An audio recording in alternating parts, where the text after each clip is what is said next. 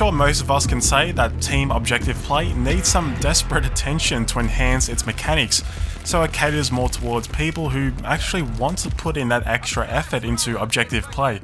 I've been waiting for the team play initiative to start on CTE for a really long time, and it seems like we're finally seeing some much needed improvements to the game when it comes to this.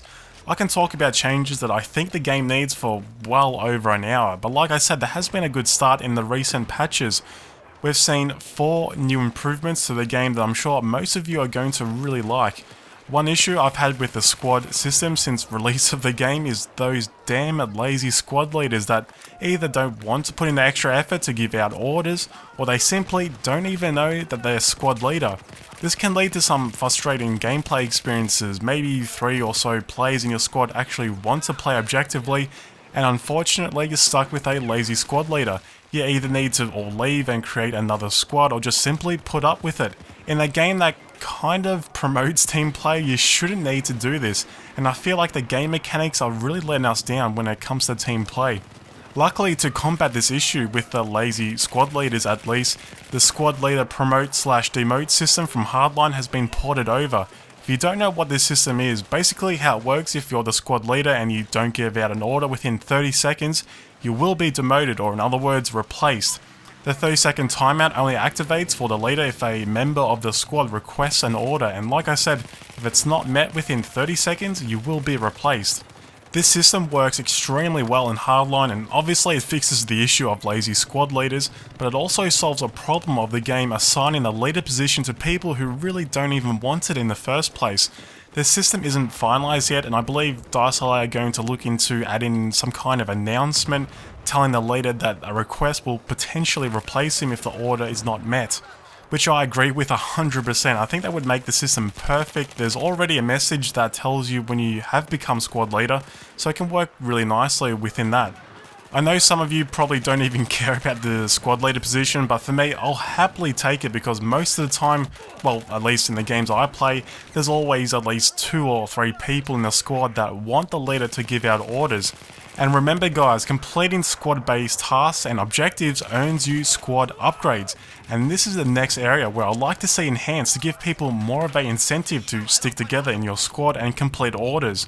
I'll talk more about that later on. I have a pretty cool idea for the recon class in that department. Another big feature I've wanted in BF4 for such a long time now, and it's actually a feature in Hardline, the Minimap Icon Scaling system to represent if a player is below or above you. This can massively help you in game and could be the reason why you survive a particular gunfight that you normally would have died. I can't count the amount of times I've been stalking an enemy player trying to find his locations, but with so much vertical gameplay in some of the maps, it becomes a huge challenge to hunt him down. At least with this system you can easily identify if you need to go up or down or stay on the same level you're on. So far it works pretty damn well in CTE. I haven't seen too many issues with it, but it's one of those things that if you do see it not working as intended, make sure to leave your feedback on the CTE subreddit. Also, another feature ported over from Hardline is the Minimap Cap Zones. Basically, what this means, for anyone that doesn't know, the capture radius of a flag will be displayed in the minimap. So for example, I'm here at the Ghost Town flag in the jungle map, and if we take a look at the minimap, we can see a blue zone overlay which indicates you need to stand within this zone to burn the flag. This is extremely good for trying to find an enemy player that might be hiding within the surroundings contesting the flag. And with the minimap showing you the capture zone, you know exactly where you need to search.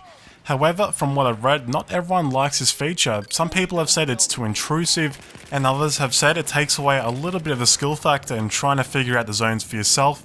But overall, in my opinion, the cap zones are awesome and I can't wait for it to hit the retail client. So let's talk about the Marksman bonus point change. You no longer receive bonus points based on the distance you get a headshot over 50 meters. On CTE it's a flat bonus of 25 points, which is a pretty big change. However, it still displays a distance, you just won't get it in bonus points. I can see both positives and negatives to this. I mean, the Marksman bonus rewards players with accuracy, however, it does kind of promote for you to just hang back 500 meters away and not really help out your team. At the end of the day, even with this change, people are still going to do that, but I would like to see the system tweaked even more that rewards those sniper players that do actually play objectively.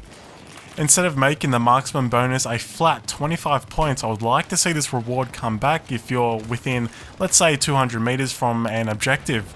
For example, if you get a headshot at 140 meters away from a flag capture point, then you should receive 140 points as a bonus.